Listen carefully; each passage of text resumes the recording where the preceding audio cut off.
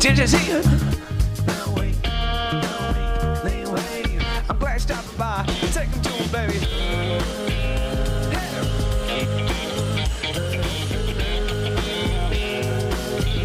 Take him up again.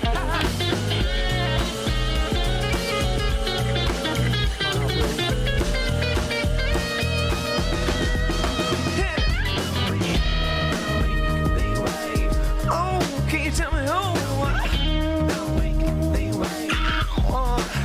Yeah.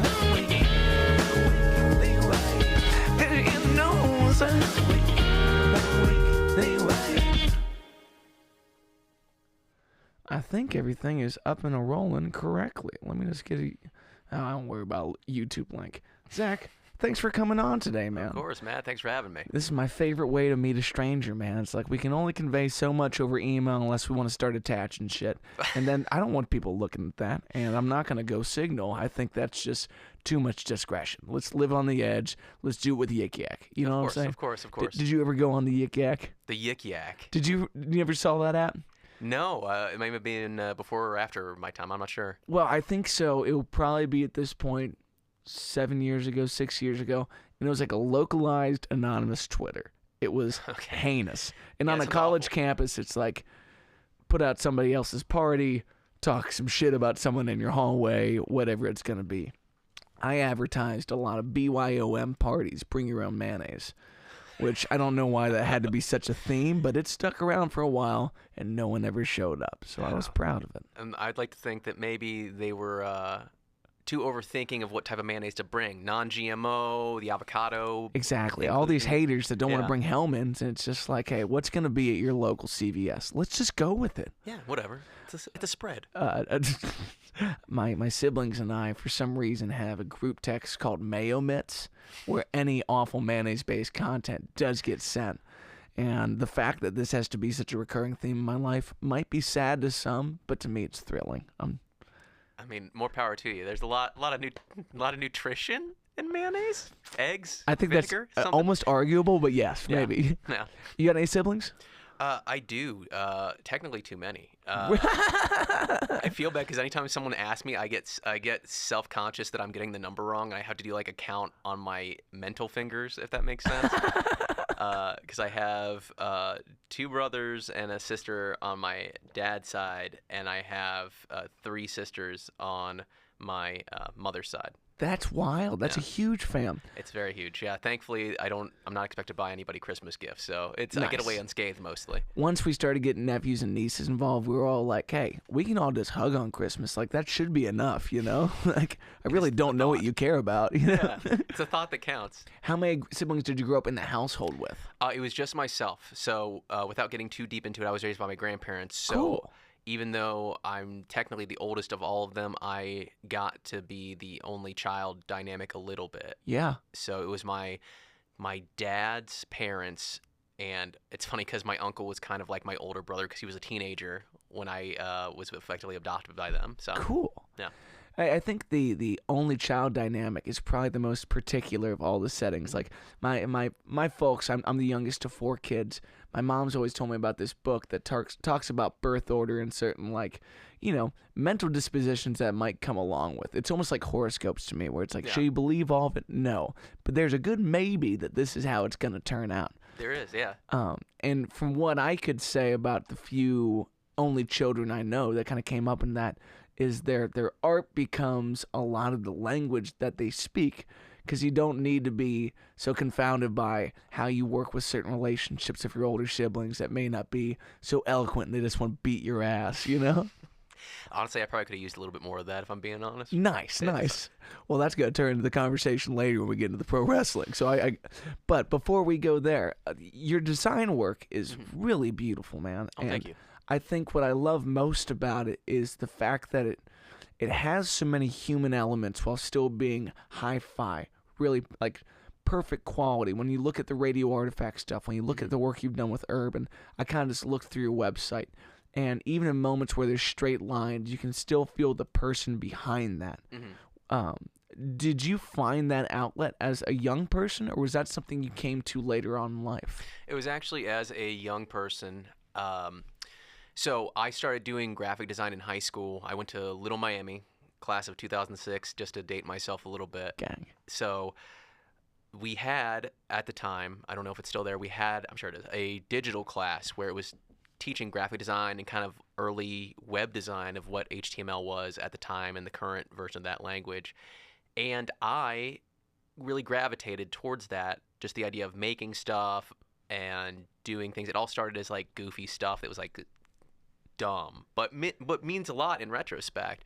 Like I made a website for my clan in Halo 2 at the time and made a bunch of like dumb assets where I like would Photoshop like the Master Chief skin with the specific color palette like everyone used and put their gamer tag and here's your profile picture for your MySpace dog, like all these things. And then I also did a bunch of t-shirts and posters for a friend's band called Leonidas at the time, and that, you know, kind of bridged the gap of my love of music and design. That was like the seed of that kind of cross stream, if that makes sense. Yeah, and it's so cool to find an artistic outlet that has social value to other people. Mm-hmm. I think a lot of folks, when they're first developing what the art is for me, there's a big threshold between that and how it matters to other people, especially on the musical side.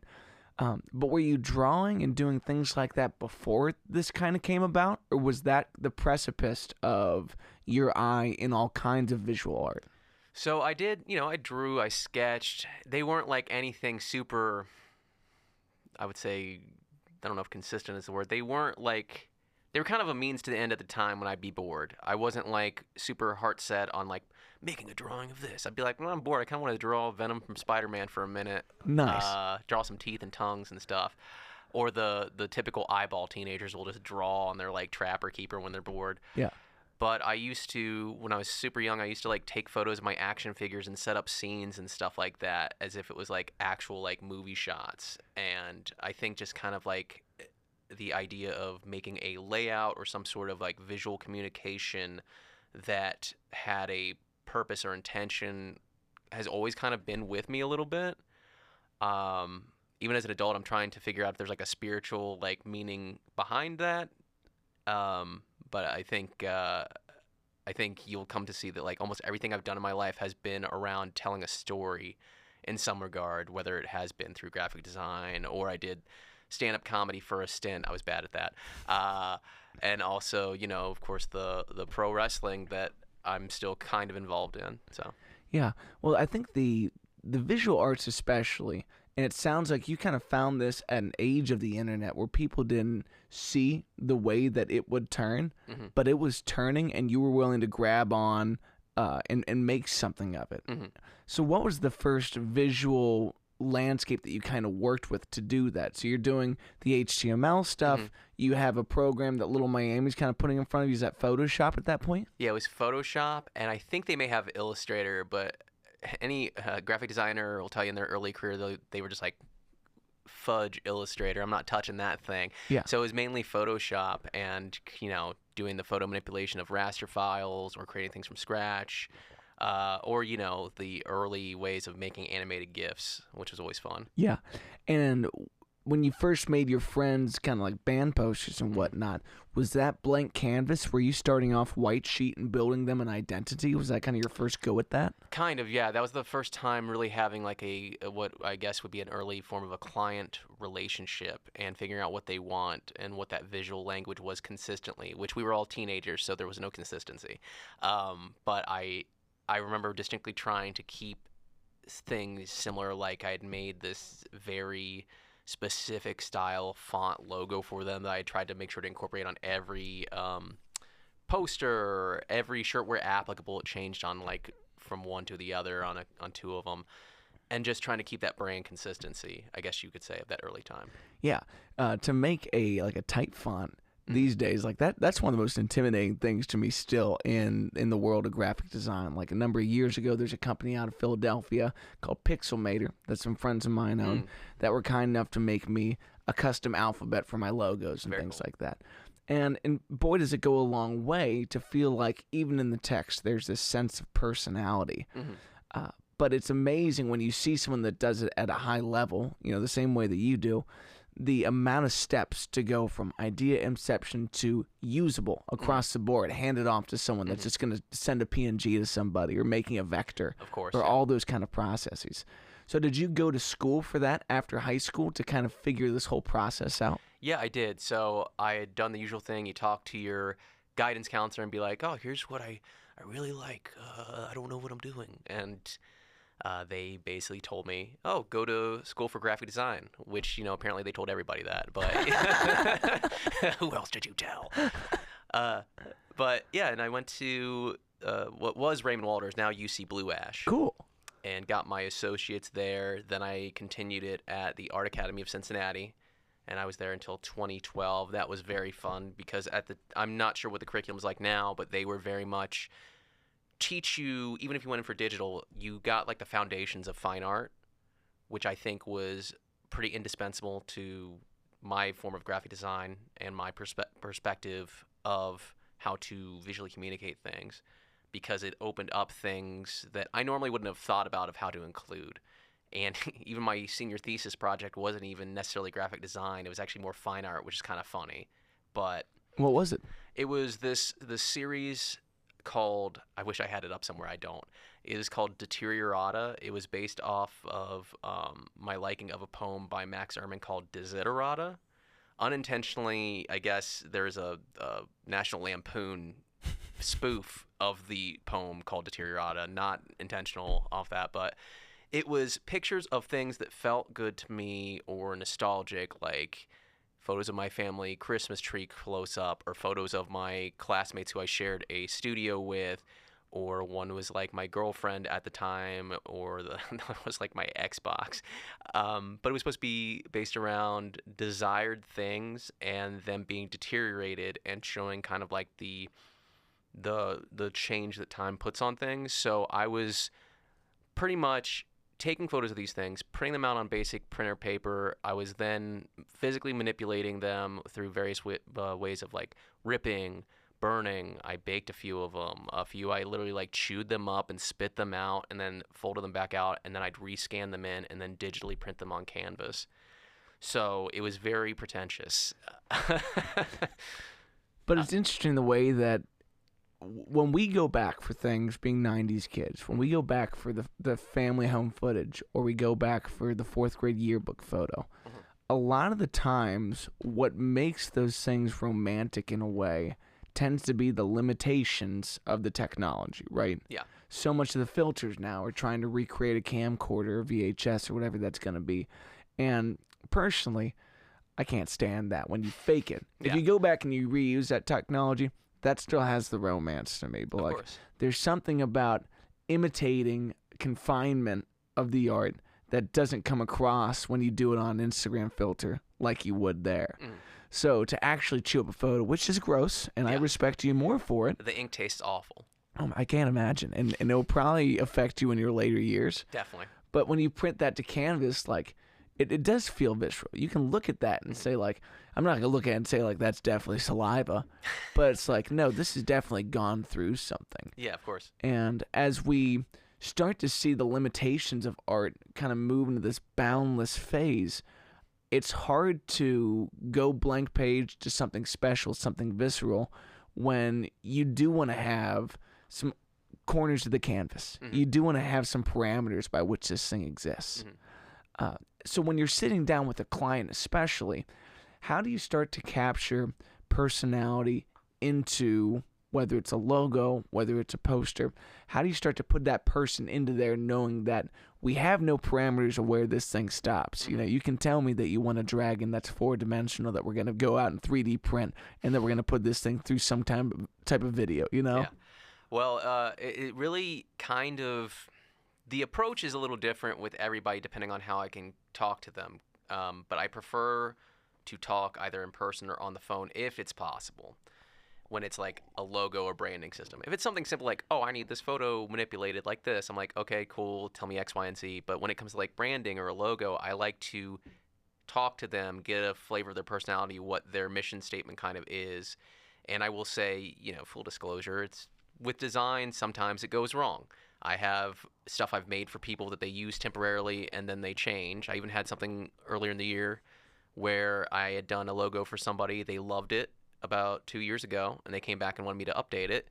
And I did it based on what they described in email. Apparently that was not correct. And rather than like hashing it out, they decided to go a different direction, which is fine. Their new logo actually looks really good too. Yeah. But it's one of those things where sometimes the communication gets haywire or the expectation is not clear. And, you know, sometimes there's nothing you can do about that because we're human. But I like to just talk and get that feel and understanding. And I feel, again, like either in person or vocally is usually better because there's so much more said without words in the inflection or also like how serious it sounds somebody is when they're talking about something or an aspect. Does that make sense? Yeah. When you try to cook down a mission statement, which, you know, for most people, like, that's a very difficult thing to two-sentence what they want, you know, versus just word vomit to you. Yeah. Do you kind of cook that down after the meeting yourself? Do you jot the entire time and try to envision this? Or do you tell them point blank, I need a statement from you that has parameters of how we get this? It's usually a combination of both. Typically, yes, I will jot it down and then I will ask questions. And sometimes it's like, and I apologize to them, but it's very like, I would say obvious questions, but it's for my confirmation. Because again, things can get lost. You don't want to make too many presumptions, which I've been guilty of in every aspect of life. And just make sure that I am on the same page completely with them in my perception of it. Yeah. So, are you much of a broad stroke person, or are you more detail oriented? Broad stroke, okay, for sure. I don't get me wrong. I will go into detail on things, but I'm a big picture guy when it comes down to it. Well, I think you need to be, because when it comes to the minutia of your job, only you know what you know about when you really get in there about how fine these things can be. But to give someone what they wanted from nothing, you need to be broad stroke. You need to work in that kind of confinement. How much of your personal thumbprint still lives in all this work versus how much have you tried to kind of remove that when people give you an idea? Do you try to give them just what they want, or is it still a lot of you? For better or for worse, it still is a lot of me. Yeah. In a way. And that can be good and bad. On one hand, I try to rightfully and proportionately pat myself on the back and being like, you've got your own style, kind of. That's good. That's why people should probably want to come to you. It's no different than like music or something like that. It's like when you have your own style that resonates with people. And why not lean into that? Simultaneously, there's also something to be said as someone who's more of a Swiss Army knife in terms of styles, which I like to think I can still do. But if I'm being honest, a lot of this, as you would say, the thumbprint, is still like me at the end of the day. Yeah. So. And have you been able to mission statement that what is your thumbprint when it comes to this style of work? Oof, I don't know if there's an answer for that. What is the style? I guess, especially in today's like what you call AI, machine learning, slow domination of every industry, especially the visual. I guess what any designer would bring to it that's not a machine, that it's still the human element and a different perspective from any other human. As much as like all of us are, you know, similar, we're all still dissimilar. As much as the contradiction that sounds like to sound deep, but yeah, no, I think it's an attempt at the thing, and it's a really hard. Mission statements are super difficult for anybody, especially when you put on the spot with it. But touching on the machine learning thing and the way that AI is encroaching on that field in particular, I think our biggest concern for all of us is what happens to the majority of folks that work in that field. But at the same time, to me, it further highlights the folks that do it great in their own way. It can't take your thumbprint necessarily. It can take an idea of what it was before, but the real limitation of artificial learning is it can only go off of what is the past. It can never incorporate the future. That is correct. Versus you on an over-caffeinated morning, or, you know, the right prescription from a doctor of Adderall. It's like we can go into the future in our own minds and start to pull elements into there. Yeah. And I think part of the job of the visual artist, especially in graphic design, is to help a client see their future in this graphic and take steps towards that. You're helping them envisioning what comes next rather than what is right now. Yeah. And what I really love, like, when did you design the urban stuff? So the urban stuff, that, and I will be clear, and I say that on the website too, that is a collaboration with Scott Hand, one of the owners. So I do pretty much all of the text-based stuff and colors and backgrounds, and then I help him figure out the characters and everything. So Scott is a fantastic illustrator, watercolorist, and he and I have an excellent working relationship where he will be like, what should I draw for this one? And I'm like, I don't know, maybe a frog cleric for this. If anyone has seen the Ward American Fruit Tart, that is the vanilla key lime. I was like, yeah, just make it a frog cleric, a frogman cleric.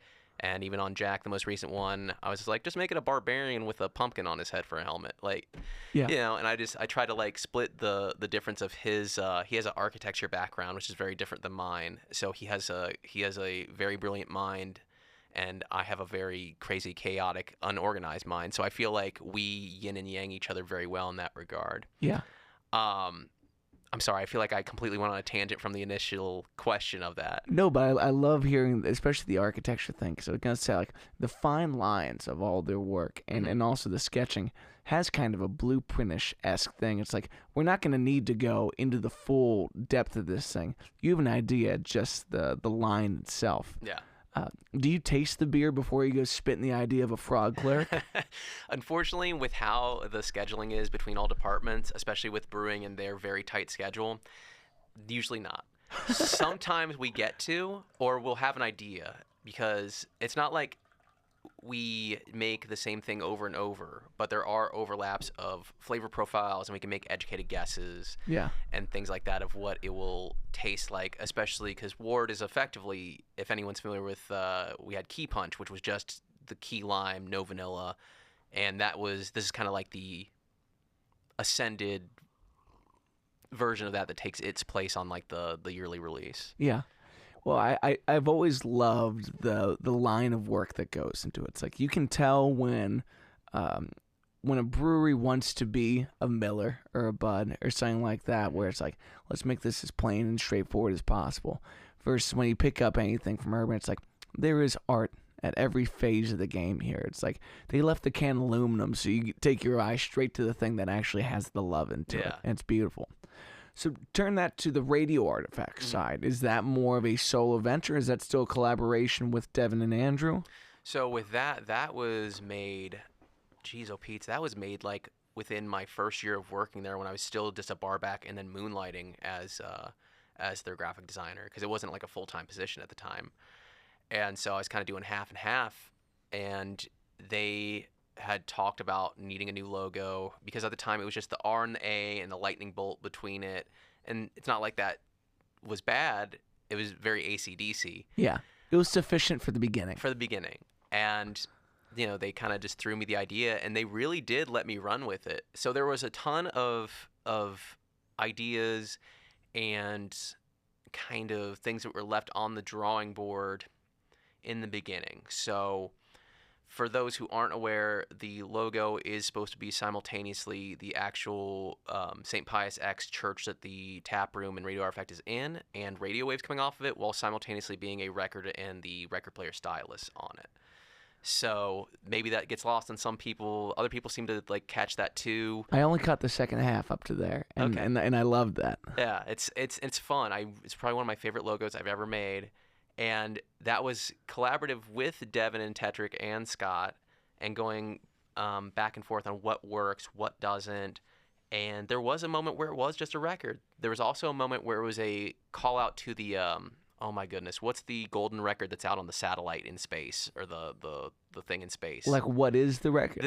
I mean, like, you know what I'm talking about, though? The golden record we put out with like all the Earth music if aliens find it. I know of the idea. I don't know what's on there. Okay. Yeah. It's just that idea, like, that was actually one of the initial ideas of the logo too. Yeah. So it went through a lot of changes, and much to my delight, it landed on that one with that it is now, which most designers will tell you, sometimes your favorite logo you made of the bunch isn't the one selected, and you have to learn how to kind of let that part go, in a sense. Yeah. Too. Well, I think it's very timeless, and you really knocked that one out of the park. Thank but going back to that, being more of a broad stroke person, when someone kicks you their mission statement and some loose ideas, how many do you like to bring to the table before you invest heavily in one? I usually like to bring minimum of 3, sometimes 5, of like just drafts of ideas. That way they can have a choice, and I feel like I'm not putting myself in a corner. And don't get me wrong, sometimes I'll make one based on exactly what they ask, and if I don't think that that's what they should do necessarily based on like an objective viewpoint, I'll try to really heavily go the opposite direction on one of those options I give them, just so they can see. You know what I mean? Yeah. Because it's like, okay, you're X, Y, and Z in this industry, but that what you're asking for doesn't fit that. Just to kind of like feel like I'm doing my role properly. And if they don't choose it, then okay, at least I feel like I did my effort. Yeah. Well, there's we all have the lightning in the bottle of concepts, and then the moment you see something, you're tainted to that idea for good or for worse. You either hate it or you love it. And I feel like as AI kind of encroaches on that field, that really does taint you one way or the other about, does this idea have legs, versus someone walking in with 3 to 5 saying, this is going from order of closest to what I think you said to me having a great time with what I think you want. Yeah.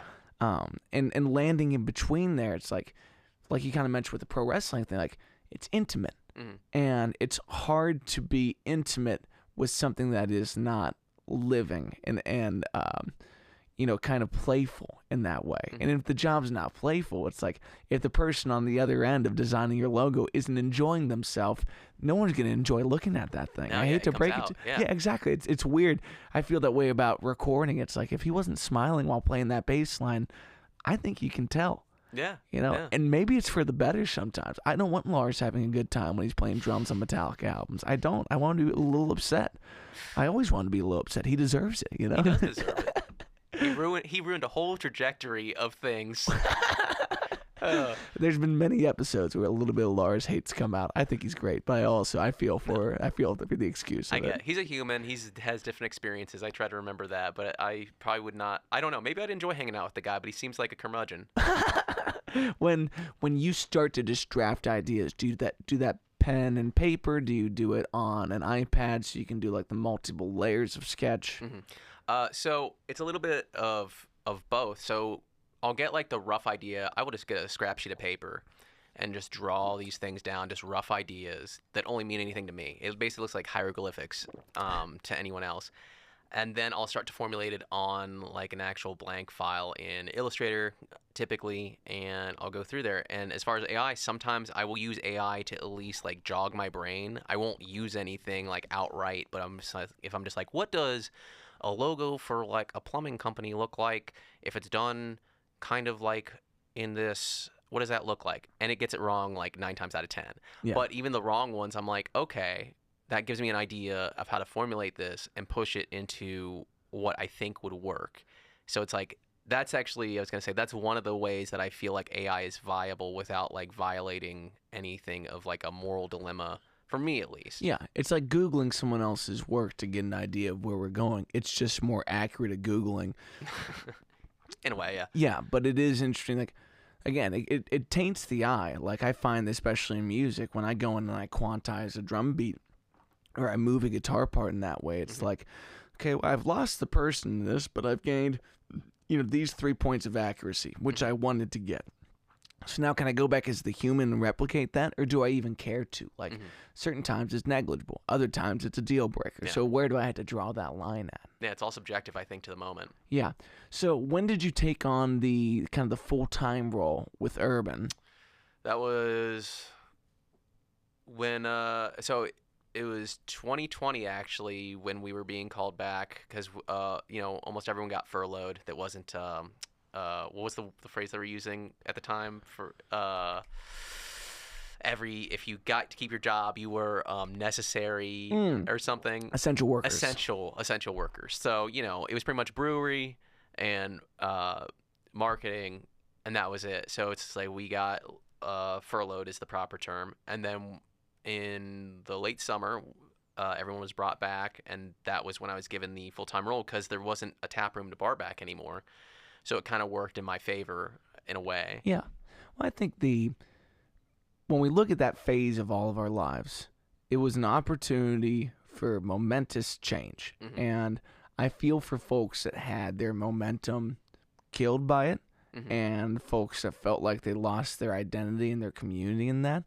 But it was an opportunity to change what you were doing. Mm-hmm. And I take a sense of pride knowing that I spent that time working on the things that I wanted to work on.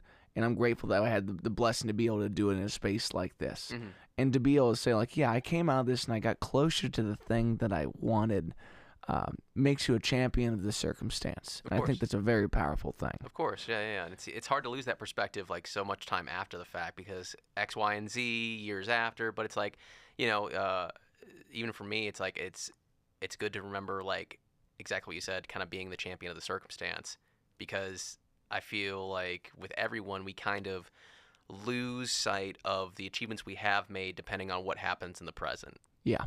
It's very easy to lose track of the accomplishments that make you feel like we are making progress. Yeah. Because every day, if you don't keep track of those things, every day is like, holy shit. Yeah. Especially the day after election. It's like, holy Yeah, without getting shit. too far into it, definitely. Yeah. Everyone take inventory of like your accomplishments and the things you're grateful for, and everything will progress a lot smoother, I think. Very well put. So in having that step in this one dimension of your creativity, did that kind of require you to have these other places of being creative that weren't the visual arts? I'm sorry, can you say that one more time? With taking such a step to like you're monetizing something you're great at, you're monetizing your passion to the nth degree. It's a full-time job. Did you kind of need other creative outlets to satisfy? Yes and no. So there's a lot of moments where it's like obviously it's a job. So there's like the monotony and banality of it being a paid job, where you got to go through the usual motions. Yeah. What was the word? Things. Banality. Banality of banal, I believe, is the root word. I hope I'm using that right. I think that's like mundane. Cool. It's another word for mundane. Let me hold on, because I don't want it to be like actually that's like a unsensitive term. I want to apologize for it right now. No, it's one of those words like. I am not, I don't have the greatest vocabulary. Sometimes I go for things I really shouldn't, but I love the sounds of words, and banality is bouncy. Like, that is fun. Okay, sorry. It means something is not original, exciting, or fresh, or dull or stale. So yes, I was using it correctly. Thank goodness. Hello, everyone. That's a good term to have on lock, because we all feel that. I feel that, especially as a musician, when we go into the same room over and over again, it loses that spark. Even with new people in the same room, I can't work in the same place all the time. It would drive me nuts. I gotcha. Yeah. It's also fun fact. I do that more often than I like to. Even though a word I've used my whole life and I'm confident in, I'll still be like, "Hey, is this correct?" Just in case. It's very considerate of you, and you explained it well, and then you went for it. So I respect your thoroughness, my friend. So just in reaching for other creative outlets outside of that, because this is that thing. So when you come home, you probably want to step away from just that thing and have some other places to go with it. So at the time, especially with Urban, I was still doing stand-up comedy, which I did for roughly like 4 to 5 years intermittently. It wasn't anything. I tried to take it serious, but it was one of those things where I just couldn't. I wasn't having fun with it towards the end, especially. But it was like it's a great community. Cincinnati has a wonderful comedy scene. So many like staples that work here and do a lot of stuff for the scene, like Wayne Memmott. You've also got Rand Barnacle and Blake Hammond, who are both excellent, have a great podcast. And it's a great scene, and I was very privileged to make a lot of friends and be a part of and have them tolerate me trying to stupid jokes that didn't work. But it's like, I was doing a lot of that, and I had hosted a open mic and show at Radio Artifact for the longest time until the pandemic. And we kind of did it a little bit after, but everything changed so much. Yeah. It was myself and Luke Fagenbush, who is still active and really funny, really, really funny. But that was one of my outlets during that time frame, and I stepped away from that. It was shortly after the pandemic, like I was saying, and then in 2021, I randomly decided to try out professional wrestling. So because that matches a lot of interests I had in other regards, like I said off the top, it's like I clearly have been interested in telling a story visually. Yeah. to an audience, and I feel that was like I think a natural progression. Again, wasn't and am not good at it, and currently more of a announcer role at the moment, but it's so much fun, and it is truly one of the ultimate, I think, art forms of the world, because it transcends so many genres and not multimedia is not the word.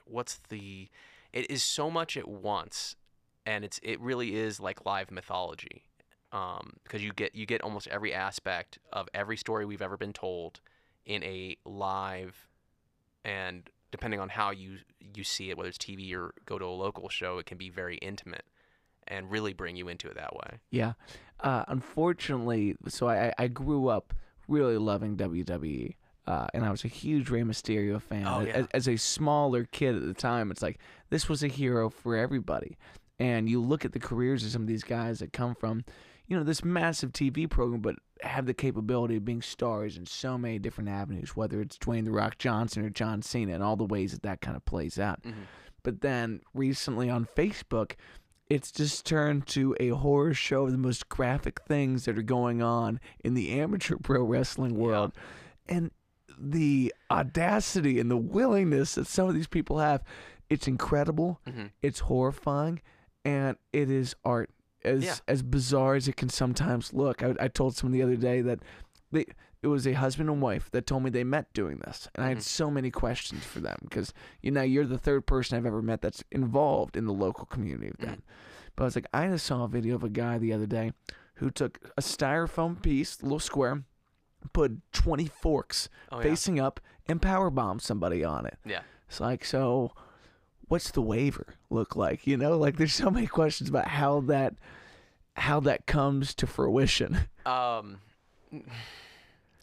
So in my experience, at least where I had been training, so there is like a general training waiver and everything like that.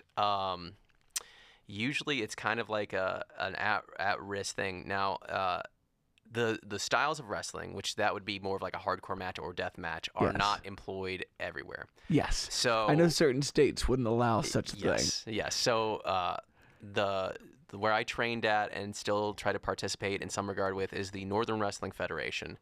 They actually train out of Elmwood Place. They're always taking training applicants. So if you are interested in getting into wrestling in any way, it's Bone Crushers Wrestling School under the Northern Wrestling Federation. It's over there in Elmwood Place.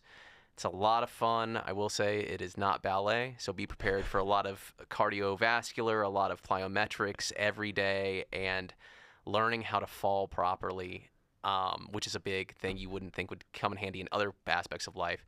But you can. I was trained by Roger Ruffin, Wildcat Chris Harris, the Swinger Ryan Clark, and Pompano Joe.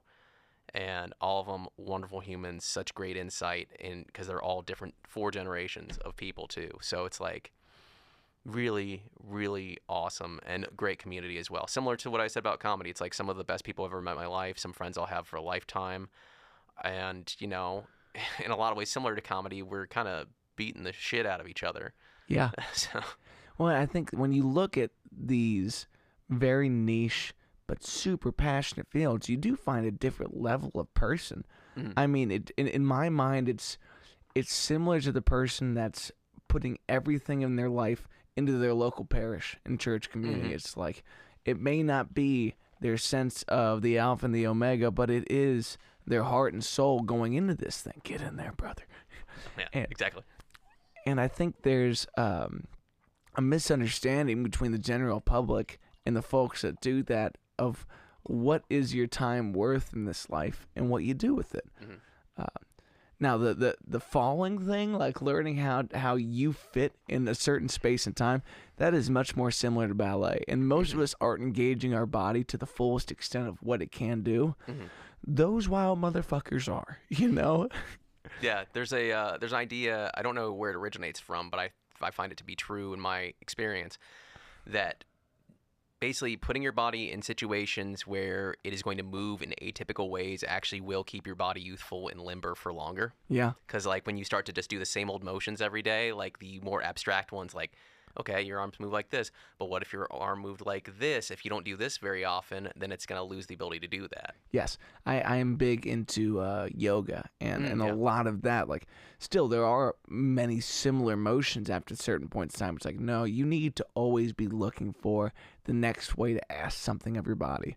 Because if you're not gaining, you're losing in a lot of ways. Of course, and I think that can be applied to a lot of things in life, whether it's like the complacency in various other ways. So Yeah. So what is that first week and couple months going into this training kind of like? usually it's very much basic, like holds, maneuvers, things like that to get you into it. So you'll go through pretty much like a smaller group if there's anyone else who is like a newer trainee with you. Otherwise, and I think this is actually kind of nicer, you'll literally just get yourself and one of the more seasoned guys or potentially veterans, and they'll just have someone else who's a little bit more in the know on like how to do everything and more comfortable, and you'll be doing stuff to them and taking the moves and just learning all those motions. And in a lot of ways it's similar to and I'm not good at this, but it's similar to skateboarding. So it's like there's, you know, the basic moves like the kick flip. Well, if you learn the kick flip, then there's like the shove it. Well, if you're good at the kick flip and the shove it, both of those eventually can become the 360 flip or the hard flip depending on your footing, Yeah. because they're combined together. So like there's a lot of moves that end up being combinations, or how you transition between holds and things like that, and it can be all very cerebral as well in that regard. But like you'll start with those basics, and if you're paying attention and listening, you start to realize how everything can flow into one another, and how you can kind of be almost like a little bit of a human noodle around someone else and Yeah. really keep them on their toes. Well, it's so awesome when you hear some of the veterans of like the very popular aspects of the sport, like a guy like Ric Flair saying like, I never want to pre-plan. It's like, Yeah. well, that's jazz. That's a guy who says, we all know the standards. We all got the form. Let's just go up there and have a good time. Yeah. And other people say, no, this is a very tight metal band. We need to be dialed into a T. It's like everyone's got their style and whatnot, but learning to be fluid amongst different players and actions is such an intimate thing, like you kind of said. What was it like to find your character in that? Were you given a character? Did you define it yourself? So there were a few ideas I had, and there's something that I will say that is true in a way. You will never get what you want in wrestling, even though I feel like I got what I wanted in a way, and that was the community. But the character I was given, which I am not at liberty to say because it is Goes against your code. it's concealed, but it was a character that I kind of I got to technically make up, but I was told that it was going to be masked, and I was like, I don't want to be under a mask, but I was like, whatever. And that's kind of like, you know, the thing, which kind of works out, because if you end up being bad at wrestling and losing all the time, you don't necessarily want to have your face be seen a ton. Yeah. But yeah, I was given that, and I made it work, and it was a lot of fun because there was also something freeing about that as well, because I could be like, oh, well, I'm just going to go ahead and go out there as not myself necessarily and be this character and yell at the audience, put this guy in a chokehold, just beat the crap out of him, have a good time, come what may. Yeah. Yeah. That's awesome. When it comes to the wardrobing of certain things, like, is there a company in town that does this really well, or is it very difficult to get long-lasting uniform for? It really depends. So this is independent wrestling, so a lot of people are on a budget. You know, some of these guys, gals, kids, they are all like, some of them are part-time job. Some of them are privileged enough to have a full-time job and make it work with that too. And money is tight either way. Thankfully, the community has produced a lot of good resources. So usually there is two people that are really good locally. One is Kayfabe Couture, and that is actually one of my good friends from wrestling. She is an excellent seamstress, makes a lot of great gear, both entry and for in-the-ring use. And then there is Gearbox Productions, named David Proctor. He is in Kentucky, actually, also very good. Both of them actually, as far as I know, they've pretty much wardrobed the entire NWF over the past like year or two. So they've done a great job with that. That being said, there's also no shame in just buying plain Lycra leggings or something off of like Amazon as your starter stuff. and I'm pretty grandiose with ideas, and I did the whole thing where I bought like custom things that are like all over print and all that stuff for my designs that I got to use a few times. But it's like there's nothing wrong with just like basic stuff until you get like, fully more momentum and going and a foothold on where you are, what you are. Yeah. Well, I think there's something to be said about changing your own mindset of playing a character by putting on the costume. Mm-hmm. It's like it feels like permission. I just went to an awesome Bootsy Collins event down at the Cincinnati Library celebrating, I think, his 73rd birthday, where he got the National Achievement Award for his nonprofit Funk Not Fight. Mm-hmm. And you see him and Patty there, and they're in the uniform. He has been Bootsy since he became Bootsy. It's like they always say he never took off the costume. Yeah. And there's something that takes so much dedication to make that happen, to live that life in that thing. But boy, is it cool. And I'd imagine when he puts on the boots, he says, "Yeah, baby." It's like it's got something for you. It's meaningful. Well, yeah, of course. I mean, does he even have eyeballs? Who knows? It's just the star shades the whole time. Exactly. I'd like to think that he's been at the forefront of Neuralink and that he can see more than we can see. It might be translucent in his eyes. Neuralink or not, I mean, I guarantee he sees more than what we see. That's the acid talking, brother. Did you feel that way about the costume, though? Yeah, for sure. Because there is something. And some of the wrestlers and stuff would probably be like, "Oh, you're thinking too hard about it." But I think it's true that like there is a spiritual, a higher self form that comes out in that type of act when you put on your gear. You're right outside the curtain. You're like, you've done your quick push-ups or your resistance band to make your muscles pop. You've sprayed your hair down. You're ready. You're getting your adrenaline pumping. Your music hits, and then you gotta be on. You have to go out there. You have to be ready to like be winning. You have to put that full bore, full force confidence in yourself, because there can't be any missteps. If there's missteps, not only are you going to probably get hurt, your opponent's going to be really mad because something's probably going to go wrong. You're probably going to throw them the wrong way, and the audience is probably going to be a little confused, and it's going to ruin the momentum of the entire show for everybody. That's the other thing. It's similar to music comedy. If one person's match, one person's set goes wrong or something like that, it can make the next person have to like dig attention like out of the gutter. Yeah. Like, because it's been buried. But that's also an awesome challenge. Talk about the announcing side of that really quick. So you like being at the table and helping to push the show in that? How much is the live audience attuned to what you're doing there? So with how it's set up, the live audience is not attuned. So it's always going to be on the recording after the fact, because the unfortunate truth is, and this is in even live WWE stuff and stuff like that, it's like the announcers are always for like the televised or streamed audience, etc. Because if that was going on over the overheads or anything, that would be like so distracting to the action in the ring. So don't get me wrong, like live, some people like see me because I am very animated when I do it. I jump up out of my seat. I'm all in when something like crazy happens. So, because I'm just as baffled as the audience as well. So people like to think that wrestling is fake. All I'll say is not fake. You cannot fake gravity. You cannot fake force. Yeah. Wrestling is a lot of things, but it is not fake. And has the announcer table become your most comfortable participation in that show?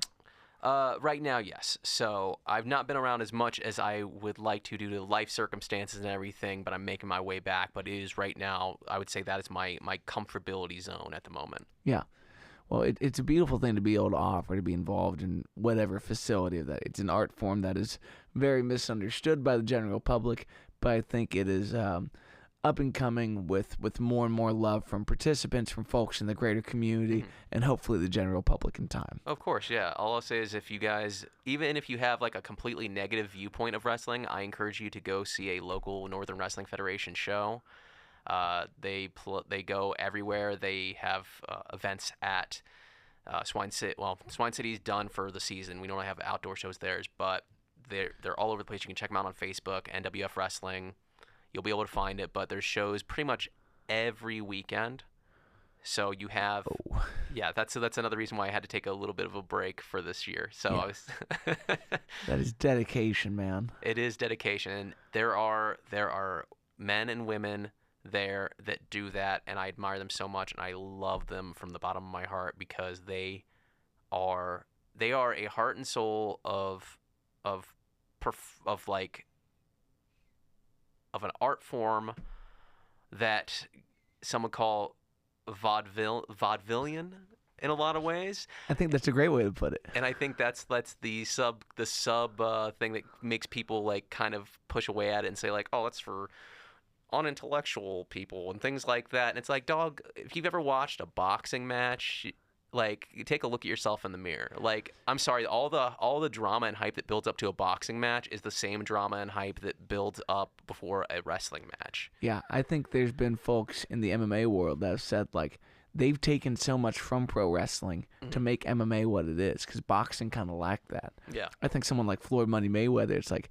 that type of shit talk, that type of heel, like, that comes directly from what you've seen, you know, since the early 80s in pro wrestling. 120%. Like, Ric Flair has influenced a whole multi-generations of shit talkers based on his style and high profile and promos and all of that, and the Rolex and the fancy car. Like, dude, that he influenced like so many people of all backgrounds to like have that persona. Yeah, he's a lifestyle. So as we turn this conversation towards other creative endeavors, there's kind of the building of another character and another dimension of your art. Like, I'll let you kind of lead off this conversation where this stems from. Yeah, so, you know, like I've said multiple times, I really enjoy creating, telling stories visually and audibly. And that has kind of manifested itself into what I would call an alternate persona that I am the vessel for. You've already tuned in this far. You may as well stick around. Yeah, don't fear the danger. Yeah, don't fear the danger. Would we like to welcome our next guest? I think so. Do you have any other questions that I can answer to prepare yourself for the audience? No, I think as it comes is the best way to take it, you know? Okay, cool. We're going to take a brief pause here, y'all. Feel free to do your thing. Ladies and gentlemen, I just want to say thank you again for everyone that watches this show. It's a bizarre love language for me. It means a lot that guests would come on here and give me the opportunity to ask questions and be a part of that. So thank you, Zach, for coming on. Of course, thank you. And shout out to Scott Hand for allowing me to have an extended lunch break for this. That's what I'm talking about. Cool. You do your thing for a second, and we'll be kicking here. There's been some episodes in the last couple of weeks I found especially potent that may have been destroyed due to technical difficulties, especially my episode with Mike Cobb. So at some point I'd like to get Mike Cobb back on here because he is an incredible member of Parliament Funkadelic, and that just makes my heart warm. But also a Nick with my butter brother Nick Hack. He came on. There were some technical difficulties with that episode, so I apologize, y'all. There's also an issue with that clock. I'm glad y'all can't see that clock in the corner of the frame there. But yeah, I'm starting to get things sorted out. I'm recording all the episodes so the live stream doesn't have to be the end-all, be-all of how this displays. Speaking of, I'm going to take a look and see how that's running right now. Is this thing up and rolling? Cool, it's definitely real laggy. I don't know what the hell I need to do to fix that. Technical friends, please let me know in the comments what you think I should be working with to change things up. But yeah, you'll get the recorded versions. There won't be any lagging going on. Also, if you got friends that want to come on the show, make sure they reach out through my website, mattwatersmusic.com.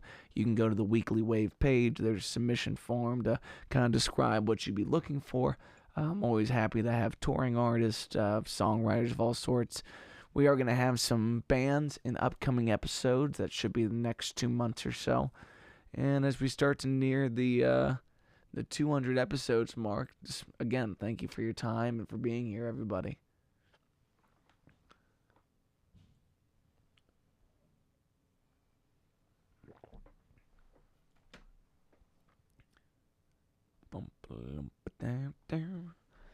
I also got some upcoming changes coming with the monthly Muse. That's going to be released probably in the next couple weeks here. I'm just trying to finalize some details across the board and make sure that's all kosher before we go with the rollout. But there's going to be a new era of the Monthly Muse that I think is going to bring better quality for listeners, for participants, for the general community of songwriters that choose to grace the stage with their works. So I am very excited about that.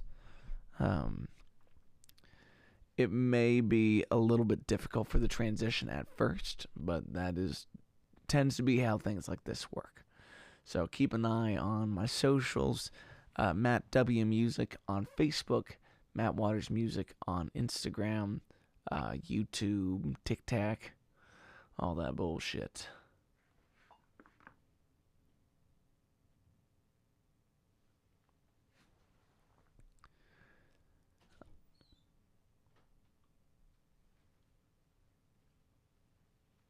Let's do it.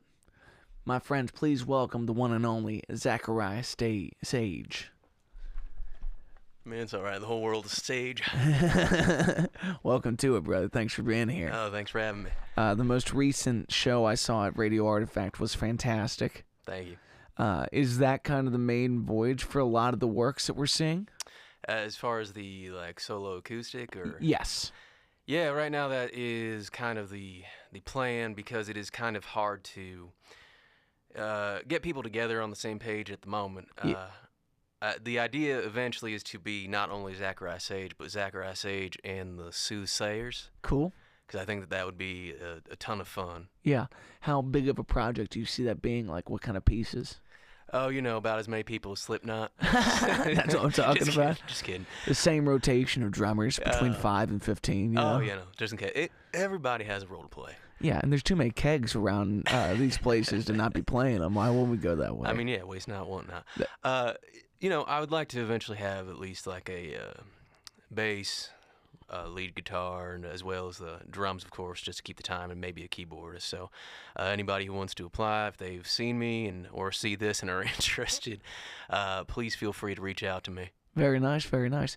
The floor on the microphone stand, is that of your own doing, or was that just that show in particular? That is of my own doing. I am trying to incorporate that into every performance that I do. The downside is I don't want to make it a headache on the sound engineers, because they have to reroute the entire mic if they already have it set up probably before you get there. And so sounds like you got to bring your own mic stand at that point. At that point, yeah.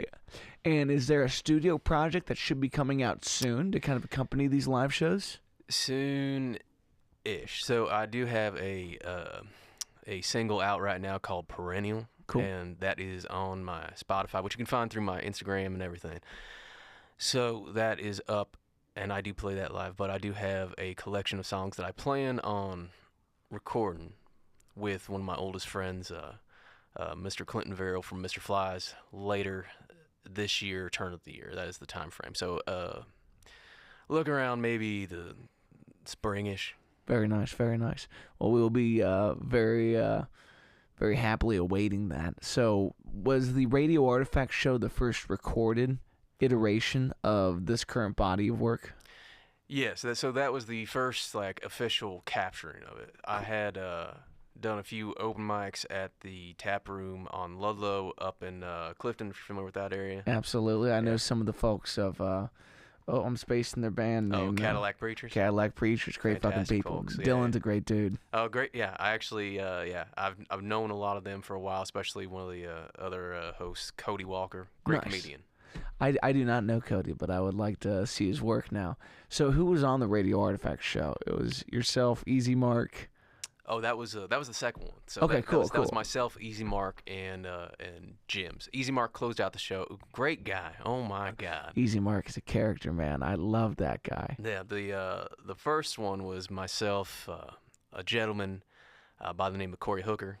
Great guy from Colorado. Recently moved here last year. Look him up. Fantastic fella. And the incomparable John Hayes. Very nice. Very nice.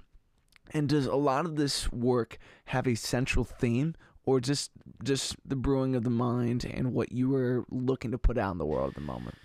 So it is a little bit of both. It is the brewing of the mind, of course. That's where everything comes to fruition. But there is also the aspect of the theme of a transcendental or transcendence, and the welcoming of to change, or the change of the soul. Because I don't know if you're familiar with Joseph Campbell, but he is a man of mythology and mythology teaching and how it relates to the human experience. And there's an aspect that a lot of philosophers and scholars kind of talk about, and it is the concept of death not being literal, but being the shedding of who you were before. And how painful that can be is depending on kind of your acceptance of it. That makes sense? Yeah. It reminds me of, like, are you a George Harrison fan? I don't hate the guy. Okay, all right. Not as much as I hate John Lennon. Just kidding. There's the All Things Must Pass. It's an amazing album.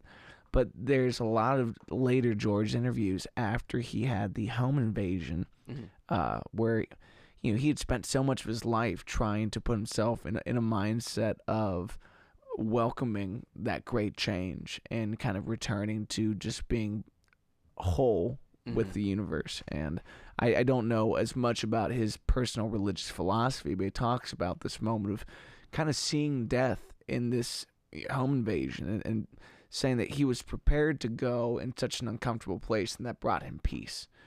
And I think that kind of concept is much easier to translate through the vehicle of song than almost any other art form. Do you find that during your songwriting process you are starting music over lyric, or is it kind of ebb and flow? Traditionally, I usually do music and then lyric. Like, I'll have lyrics written, and then sometimes I'll transpose them to music I already have. But in most recent months, I have done them both kind of simultaneously. Like, I'm sure you've done this where you kind of have a chord, and then you'll try to vocalize a melody over it, and then something will kind of blossom a little bit. Yeah, well put. It's odd when melody finds word without your own intervening in some ways. Yeah. Like, and then the rest of it's just trying to play like, what is this puzzle kind of game? You gave me a piece, and I don't know what I'm looking at yet. I'm always impressed by folks that can say, I took a concept, I wrote a chorus, and then the song came. I'm like, that seems very abstract to me, rather than just being like, no, the word is pinball, and we're going to go finding this thing. Like the other day, I came up with a song that I called Summer Puddle, and the first line was cold soda. And I don't know what would push me there, but throughout the rest of the song, it's like, it really was. You're just pulling the thread of this thing, and suddenly you have a sweater you can put on. You're like, well, this is fucking weird. Unlike Weezer's outlook on things. What is Weezer's outlook? If you want to destroy my sweater.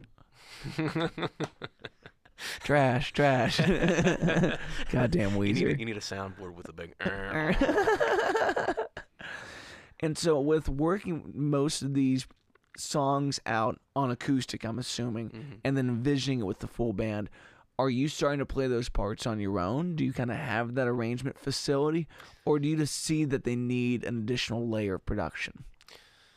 There is an element of both of those things where I do have like leads written for some of the songs, and then other ones, they've existed without the leads for so long, I don't know if they necessarily need them, but I would love to have somebody prove otherwise. That makes sense. Someone to jam with and take that. Because like I said, this is something where I'm fine with doing by myself, but I'm definitely more of a communal team player than a lone wolf overall. Absolutely. And did you know that from the beginning of writing these songs, or was this just the coming to fruition of who you are? Coming to the fruition of who I am. So there wasn't a plan. It was more of a just doing, which is where not only the songs but myself as a construct kind of came out of someone else's head. So, do you remember that first day where it was like everything had collided and the who is Zachariah Sage, or did that kind of come as a result of some of the works? It was a result of some of the works. So, and seeing them together and starting to arrange for a show, or how?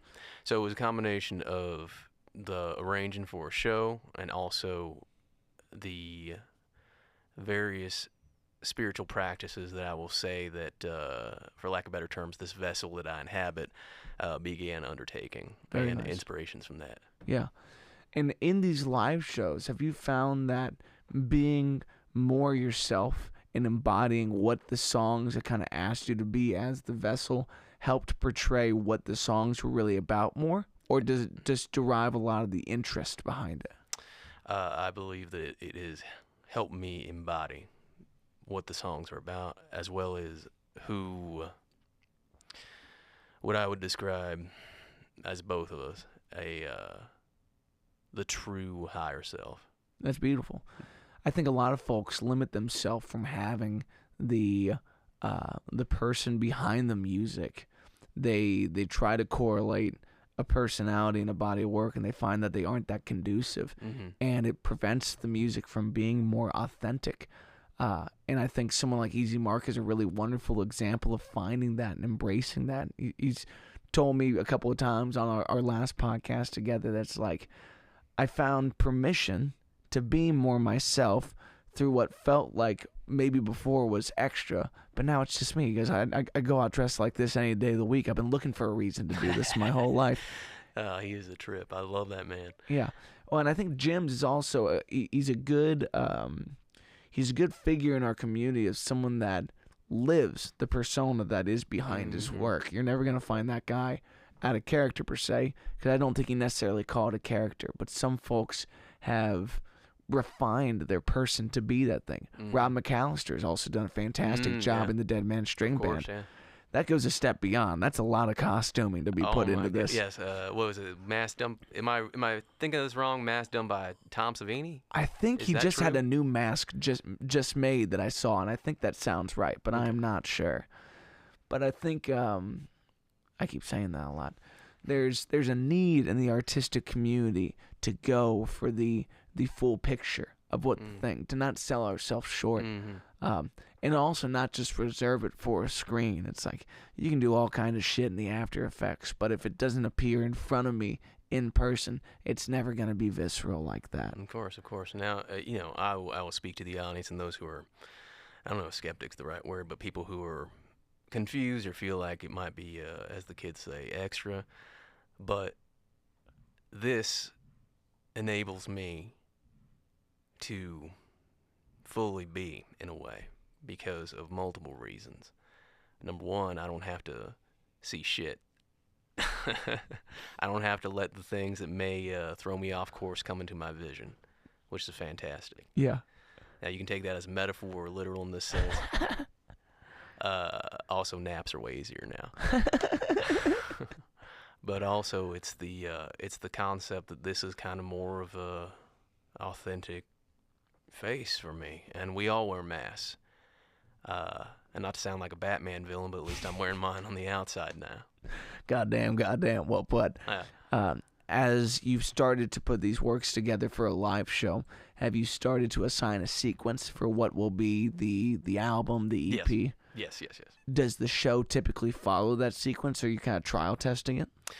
There's definitely a beginning and an end. The middle between there has been fairly consistent, and it is probably going to be worked out a little bit, but there is a solid 4 to 5 songs that will likely be the EP that is pretty much the beginning, middle, and end, pretty much like we're finding out at this point. There might be like 2 things towards the middle, like switched around, but... Very nice. And are you still writing some of those in between, or would you say the bookends and the materials all kind of laid out? It's all kind of laid out. That's awesome. Was that kind of a conclusive feeling? Did you feel like the work here was done, or did it just act as a stepping stone to saying, okay, this figure has legs and must step forward? Are you already writing the next body of work? Yeah, so I'm much like yourself, I'm sure. I have a ton of songs that may never see the light of day, and then a ton more with the intention. So yeah, there are follow-ups and more to be done. Also, I want some of these, like maybe 1 or 2 that's going to be on this acoustic EP, are going to be full band eventually, is the plan. Yeah. I think one of the tough things about being the person and being the songwriter is sometimes you'd say they don't fit. If you're really open to the muse, it's not going to fall in your genre. The only continuity is your thumbprint. It is how you sound and how you interpret. I think when folks go the tribute band route, you've lost the personality that is you interpreting these works. And I think it's cool to have that kind of homage where you're trying to be perfect. But at the end of the day, I'd rather have an idea of what you are as the medium and the vessel rather than what you think is right. Because that doesn't happen authentically in most cases. Well, what the hell is what is right? Yeah, that's a good point. That's a good point. In the next couple months to a year, are there any kind of landmark shows where you think that Zachariah Sage is going to be at the fullest for viewers to come and get an idea of what this show is? And this is a great transition. Well, January 1st, I'll be with you at the Monthly Muse. Sounds like a good plan to me, man. Yeah, so that's going to be a big one. Before that, I will be playing a small handful of songs at Benjamin James Howard's Vestiges album release. That is going to be at Second Sight Spirits in Ludlow, Kentucky. That's November 22nd. Sensational. I love Ben Howard. He's such a good dude. Fantastic, man. Yeah, beautiful songs. I'm glad he's back on the scene as well. I have a lot of respect for artists that say the time isn't right. I'm going to step back, and I'm going to come back when I feel like it, because forcing this is not going to bring any potable fruit. You know, I can't eat shit that doesn't feel good. That's why I got deep fry Oreos, you know what I'm saying? One of them tastes like chemicals. The other one tastes like America. Is that the one that's Dr. Pepper flavored or whatever came out? Dude, oh my gosh. Well, then I've been seeing a lot of Facebook posts about the Dr. Pepper with pickles. It's a lot of plosives. I can't do it. I don't know about that. There's 23 flavors in Dr. Pepper as is. 24 is here, bitch. Well, as we start to conclude today, is there anything else that Zachariah Sage kind of needs to say to people about what is to come, what is to kind of be understood about this endeavor?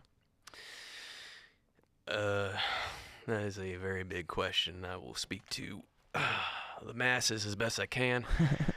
What's to come is the purest exploration and expression of myself, come what may.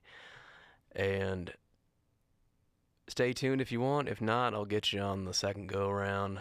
But make sure that as far as you out there go, don't be afraid to go ahead, put a blindfold on, tune out all the noise visually and audibly, and find yourself a little bit more. Will there be blindfolds on the merch table? Because I think it's atrocious if there's not. I mean, we'll see what I can do. I got to find the most affordable and ethically sourced. Ethically.